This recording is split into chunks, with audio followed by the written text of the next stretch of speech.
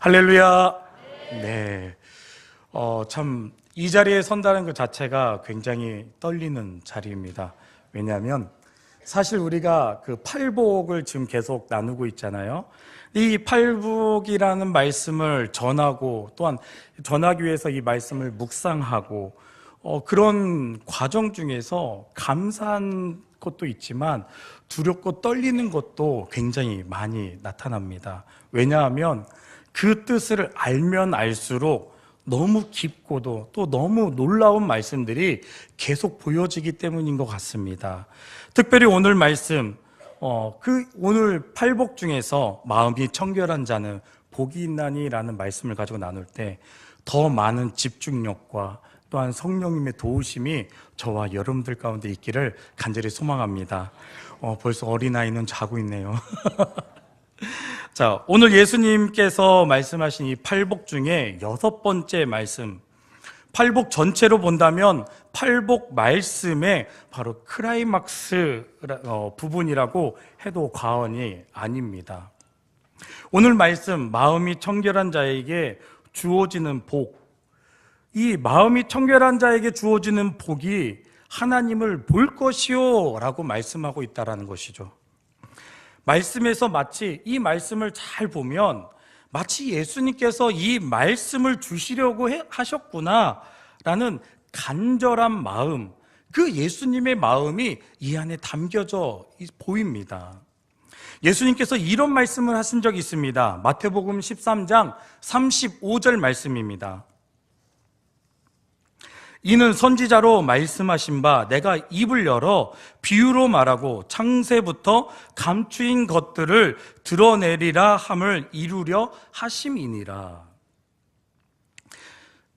창세 전부터 감추인 것을 뭐라고 생각되십니까? 예수님께서 창세 전부터 뭔가를 감춰 놓으셨대요. 성경 말씀을 읽고, 예를 들자면 이런 거죠. 성경 말씀을 읽고 들으면서 우리가 감동을 받을 때가 있습니다. 그렇죠. 그리고 말씀을 따라 살아야 되겠구나 라고 다짐을 합니다. 그런데 여러분들 삶 속에서 진짜 말씀을 듣고 감동을 받고 우리 삶 속에서 이 말씀대로 삶을 살아가고 계십니까? 굉장히 힘들죠.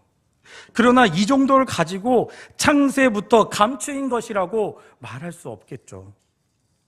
즉 팔복에 감추어진 비밀이 있는데 그저 심령이 가난한 자가 되자, 애통하는 자가 돼야 되겠다, 긍휼히 여기는 자가 되자 그 정도로 끝나는 것이 아니라는 것입니다.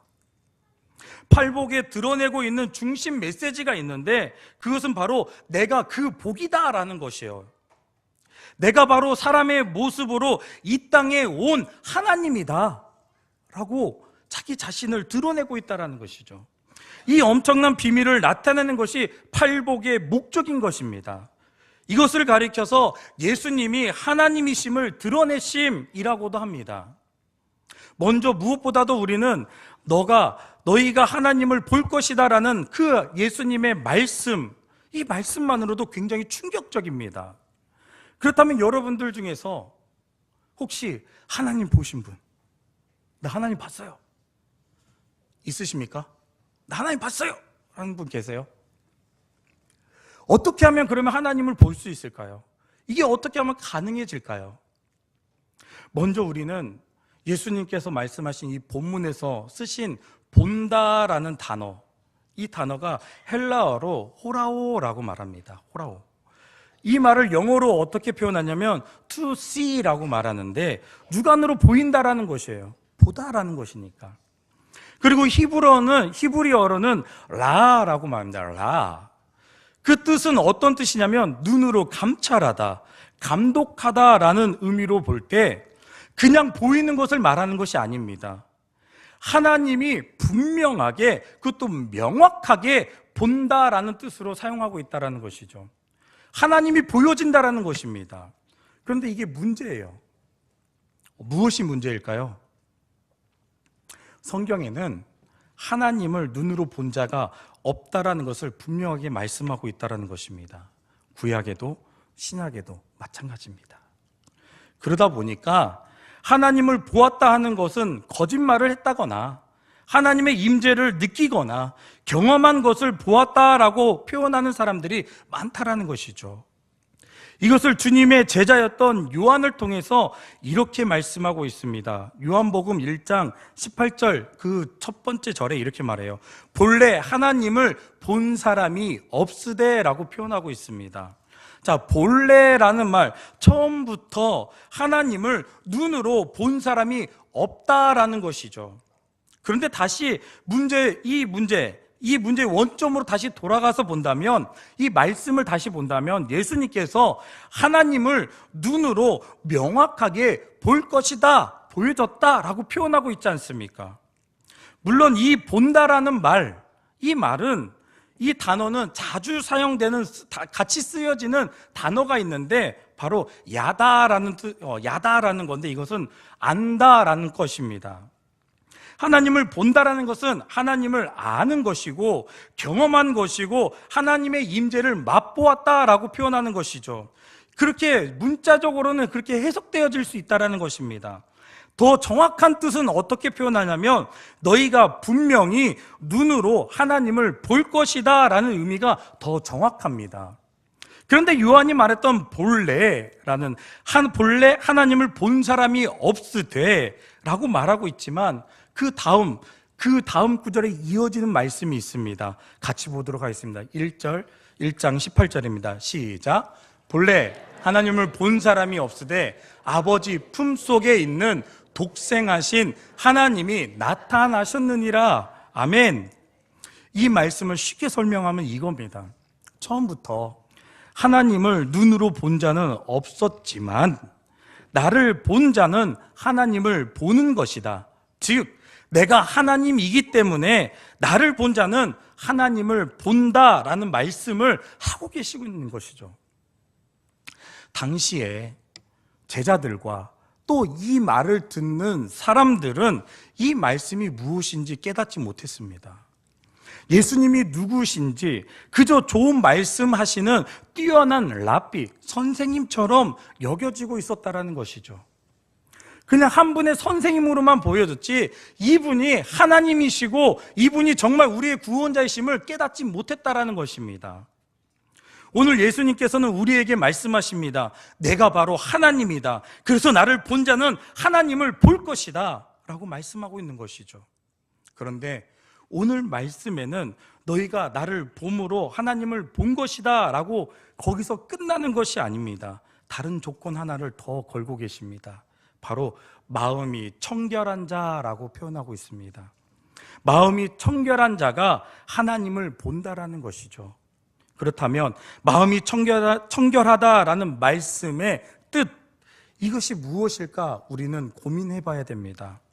여기서 중요한 두 단어가 나오고 있습니다. 하나는 마음이고 하나는 청결입니다. 먼저 우리는 마음에 대해서 보도록 하겠습니다. 예수님께서 이 말씀을 하실 때 이때 당시에 바리새인들을 의식하면서 이 말씀을 하셨습니다. 바리새인들의 속마음과 겉모양이 다른데 이 바리새인들은 자기의 속은 더러운데 자기 겉은 굉장히 깨끗한 척 하고 있는 모습을 보여주고 있었다는 것이죠. 예수님은 그것 때문에 바리새인들을 신랄하게 비판하시곤 했습니다. 자, 마태복음 23장 25절에서 28절까지의 말씀 함께 읽도록 하겠습니다. 시작. 화 있을진저 외식하는 서기관들과 바리새인들이여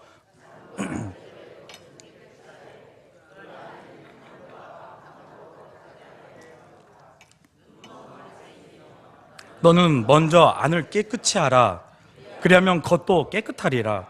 화 있을진저 외식하는 서기관들과 바리새인들이여 회칠한 무덤 같으니 겉으로는 아름답게 보이나 그 안에는 죽은 사람의 뼈와 모든 더러운 것이 가득하도다. 이와 같이 너희도 겉으로는 사람에게 옳게 보이되 안으로는 외식과 불법이 가득하도다. 누구한테 하는 말씀 같습니까? 꼭 나에게 하는 말씀 같지 않습니까? 이 말씀 속에 보니까 마음 속에 탐욕과 방탕과 외식과 불법이 가득한 사람이라고 말합니다.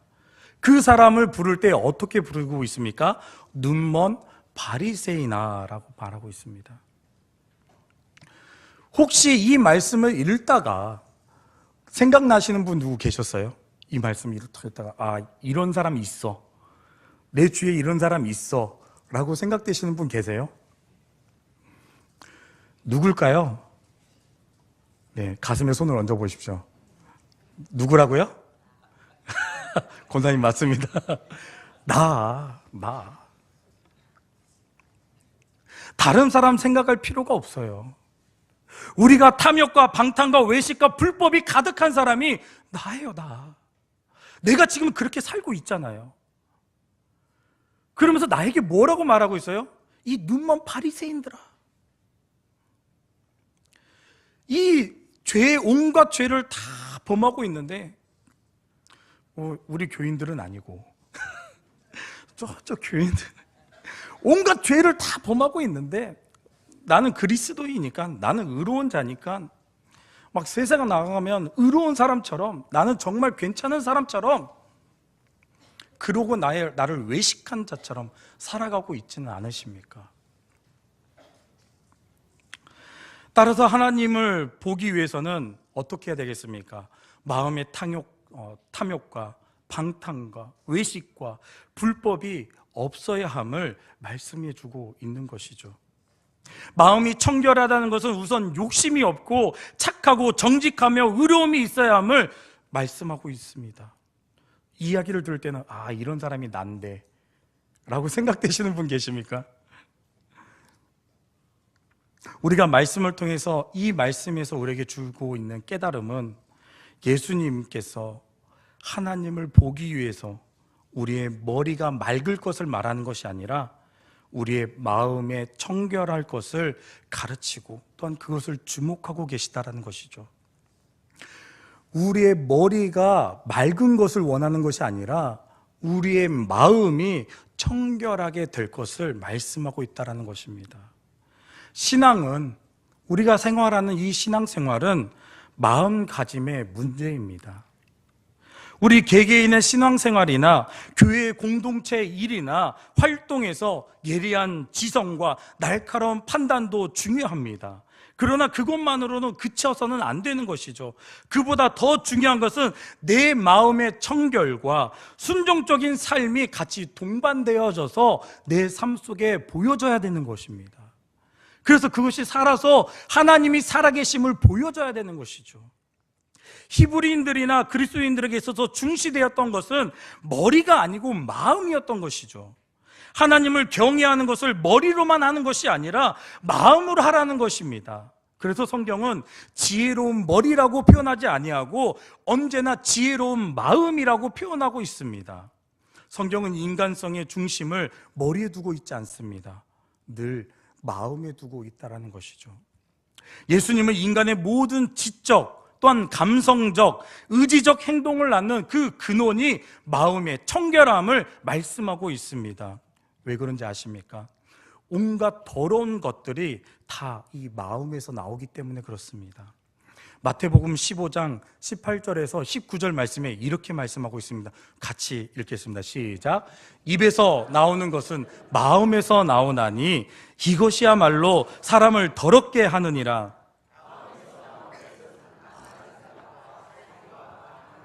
음란과 도둑질과 거짓 증언과 비방이니라. 마음에서 나오는 악한 생각, 살인과 간음과 음란과 도둑질과 거짓 증언과 비방이 사람을 더럽게 한다면 그런 악한 생각과 이런 행동들, 언행들을, 이 모든 것들을 다 버릴 때 청결한 마음이 될 수 있다는 것이죠. 사랑하는 성도 여러분, 모든 악은 다름이 아닌 나 자신에게서 온 것임을 우리는 인정해야 됩니다. 그리고 이 악은 오직 성령의 역사로만이 제거될 수 있음을 잊어서는 안 됩니다. 우리는 성령의 능력으로 마음의 악한 것들을 제거하시고 마음의 청결한 자가 될 수 있기를 간절히 소망합니다.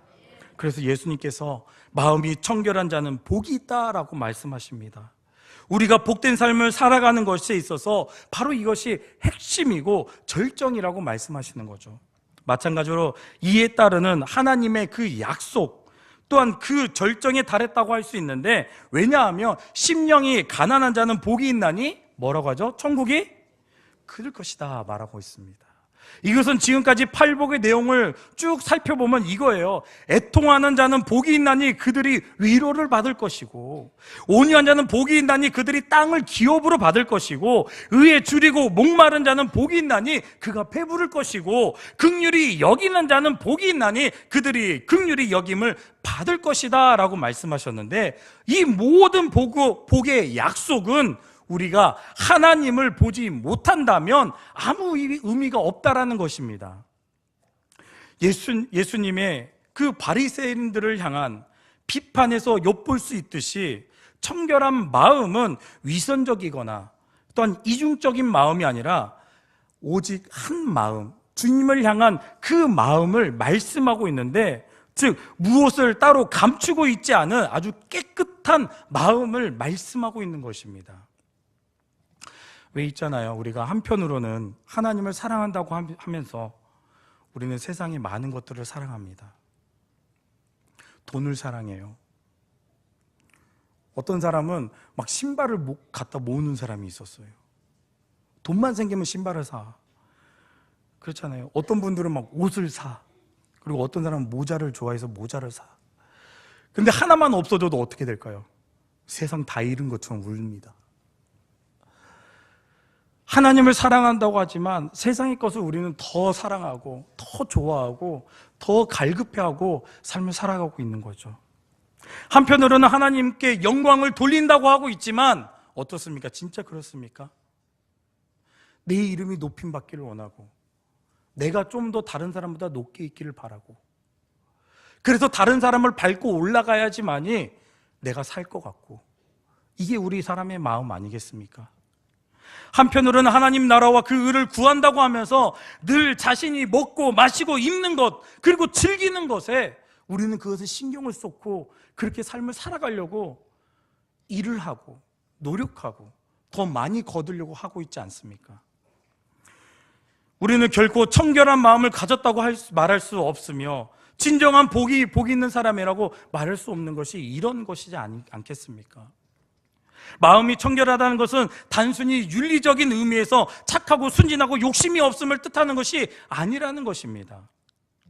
한 율법사가 예수님을 시험하려고 율법 중에 어느 계명이 크냐라고 여쭤봅니다. 그때 예수님께서 어떤 대답을 말씀하셨습니까?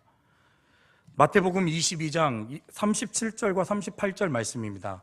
내 마음을 다하고 목숨을 다하고 뜻을 다하여 주 너의 하나님을 사랑하라 하셨으니 이것이 크고 첫째 되는 계명입니다. 결국 마음이 청결하다는 것은 마음을 다하여서, 즉 한 마음으로 오직 하나님만을 찾고 하나님만을 사랑하며 하나님만을 섬기는 것을 말씀하고 있다는 것이죠. 그런 사람이 하나님을 볼 수 있다고 말씀하고 있습니다. 그렇다면 마음이 청결해지기 위해선 우선 우리 마음이 더러움이 있음을 우리는 인정해야 됩니다. 내 마음에 더러운 것을 알려면 하나님 앞에 내 자신을 세워야 됩니다. 그리고 깨끗해지려는 그 갈망과 의지가 우리 가운데 있어야 됩니다. 하지만 우리는 우리 스스로의 힘으로 우리의 마음을 깨끗하게 할 수 없음을 잘 알고 있습니다. 오직 성령님께서 우리를 깨끗하게 하실 수 있고 그것을 깨달아지고 또한 성령님을 의지하는 삶을 살아야 됨을 우리는 잘 알고 있습니다. 성령님께서 우리 안에 계셔서 우리를 청결하게 해주시기를 늘 기도하는 자가 될 수 있기를 바랍니다. 자신을 잘 알고 있었던 다윗도 이렇게 고백했습니다. 시편 51편 7절과 10절과 11절 말씀입니다. 우슬초로 나를 정결하게 하소서. 내가 정하리이다. 하나님이여 내 속에 정한 마음을 창조하시고 내 안에 정직한 영을 새롭게 하소서. 나를 주 앞에서 쫓아내지 마시며 주의 성령을 내게서 거두지 마소서. 성령의 능력을 믿으시길 바랍니다. 그래서 주의 성령이 내게서 떠나가지 않도록 날마다 성령을 구하시길 바랍니다. 나와 함께 함을 위하여 기도하시길 바랍니다. 간절히 기도하는 자가 될 수 있기를 바랍니다. 오늘 말씀에 이 첫 번째가 마음과 또한 이 청결은 절대 떼어질 수 없는 단어입니다. 마음에 대하여 살펴보았다면 이 두 번째 단어인 청결입니다. 이 청결에 대해서 살펴볼 때 사실 이 마음의 청결에 대한 이 주제는 우리 삶 속에서 아주 깊이 들어와 있습니다. 우리 텔레비전이나 또한 라디오 모든 매스컴에서 단골 주제가 바로 이 마음에 대한 거예요. 그래서 마음의 치료와 마음 다스리기, 마음의 쉼 등등의 많은 뿌리를 알 수도 없는 단체들이 많이 생겨나고 있다는 것이죠. 심지어 불교에서도 템플스테이라고 하는 프로그램이 있는데 마음을 다스리자라는 뜻에서 그것이 열리고 있다는 것이죠. 그러나 예수님은 분명하게 우리에게 말씀하십니다. 마음을 정결하게 하는 것, 그래서 그런 자가 하나님을 보게 되는 것인데 이것은 어떤 행위나 쉼, 스스로 돌아보는 참선으로 가능하지 않음을 말씀하고 있다는 것이죠. 우리는 그 이유를 예수님이 오늘 본문에서 말씀하신, 그래서 그 본문에서 쓰신 이 청결이라는 단어를 통해서 알 수가 있습니다. 이 단어는 헬라어로 카토로스라고 말합니다.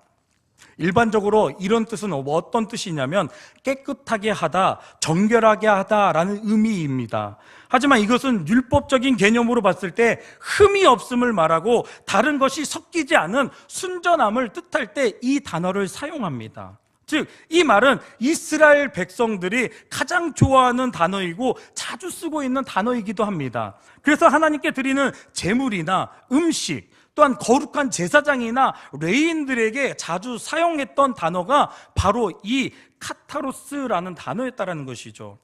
그런데 이것 또한 우리가 생각해 볼 때 어떤 거냐면 정결이라는 뜻, 흠이 없고 순전함이라는 이 뜻도 애초부터 하나님을 본 사람이 없다라는 것과 마찬가지로 이것도 애초부터 사람에게 해당되는 단어가 아닙니다.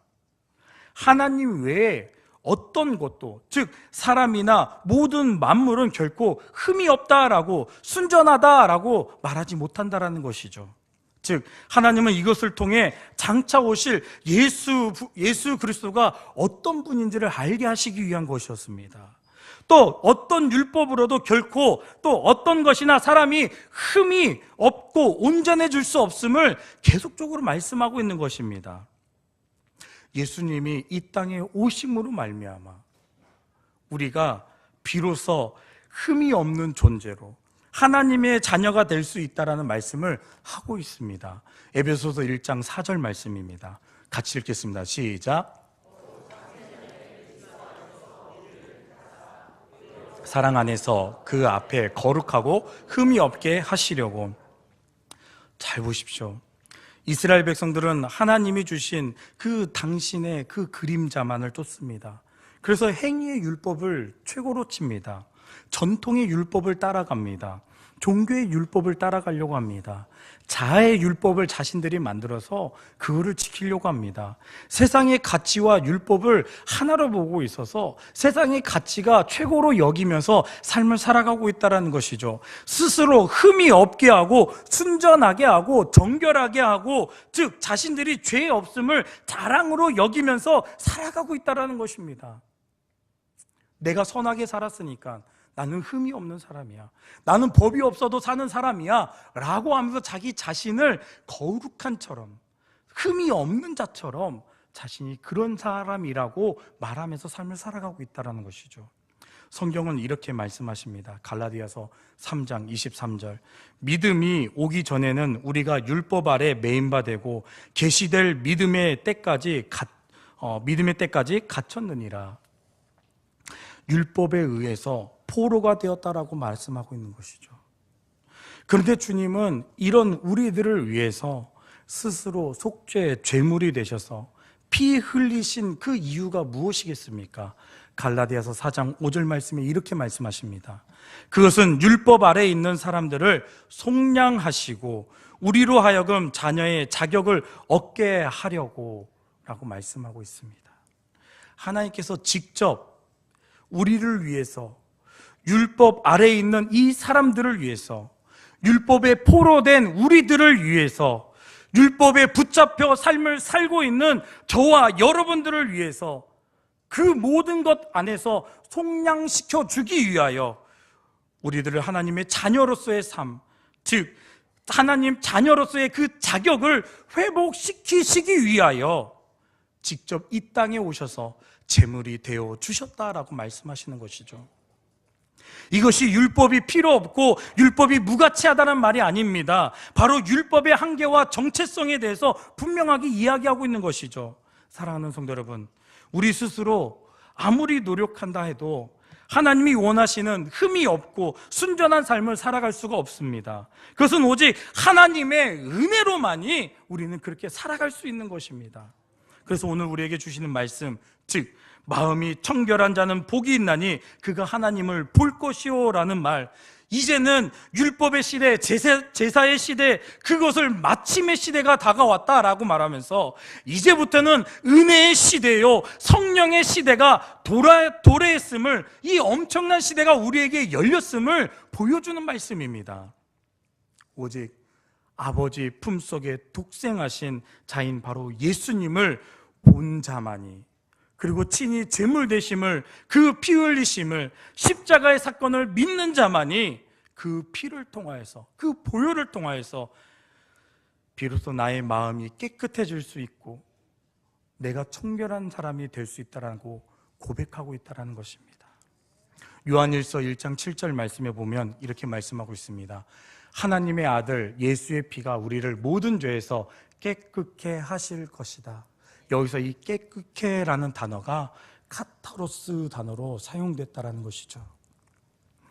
오직 흠없고 순전하신 분, 바로 예수님밖에 없음을 믿으시길 바랍니다. 그리고 그 주님의 피로 우리를 흠이 없고 순전하고 마음이 청결한 자가 될 수 있다라고 말씀하고 있는 것을 믿으시길 바랍니다. 예수 그리스도의 거룩한 그 보혈이 나를 덮고 있고 나를 씻겨 주심으로 말미암아 정결한 자가 될 수 있음을 믿는 저와 여러분 되기를 간절히 소망합니다.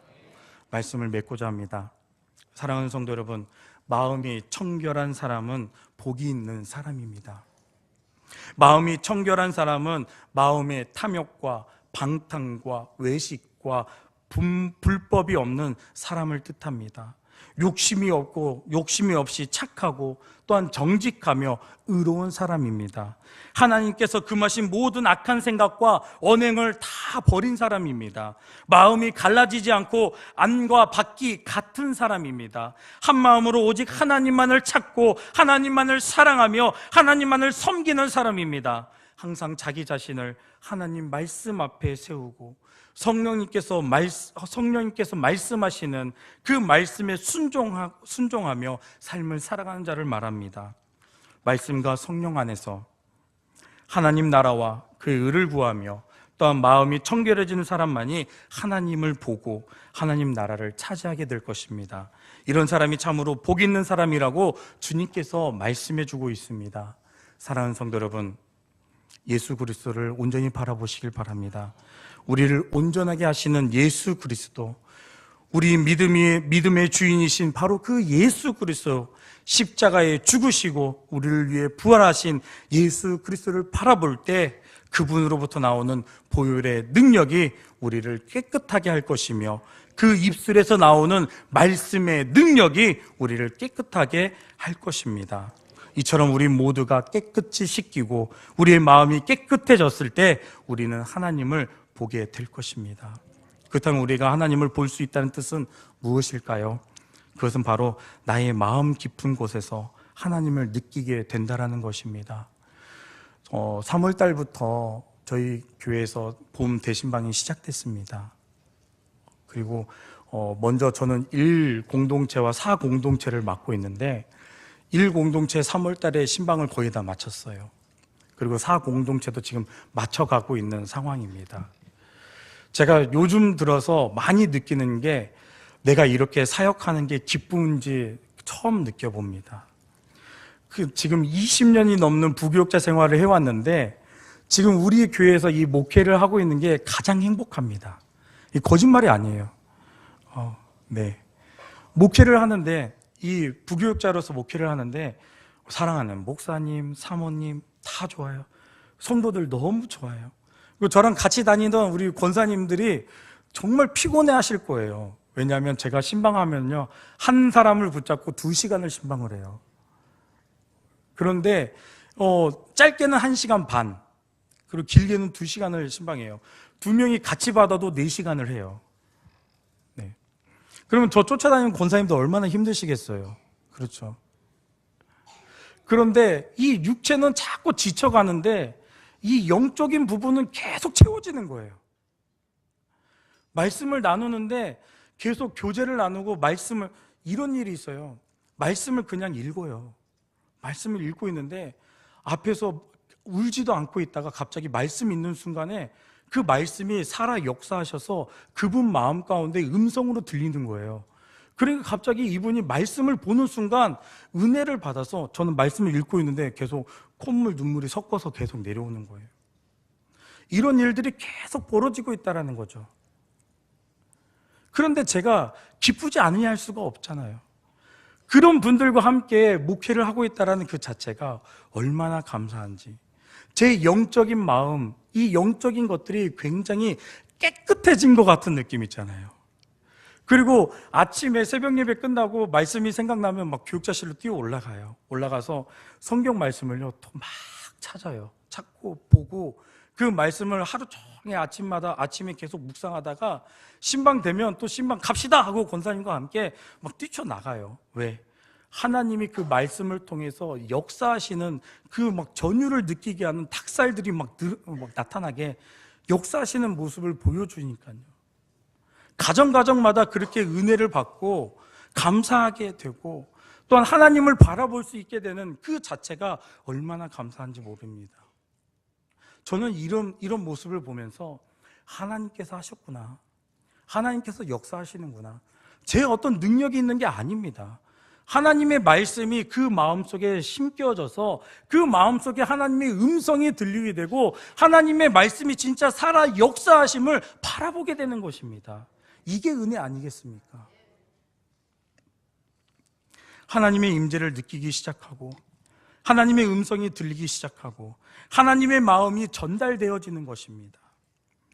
이럴 때 하나님의 능력이 우리 안에 들어오고 자유와 평안과 기쁨이 우리를 감싸게 될 것이며 하나님이 내 안에, 내가 하나님 안에 있다라는 것을 경험하게 된다라는 것입니다. 이것이 하나님과 동행하는 삶입니다. 그때 비로소 우리는 나는 하나님을 보았다, 나는 하나님을 만났다, 하나님이 내 안에 계신다라는 확신 있게 말할 수 있는 것이죠. 이러한 은혜가 우리 모든 성도들에게 함께 임할 수 있기를 주님의 이름으로 축복합니다.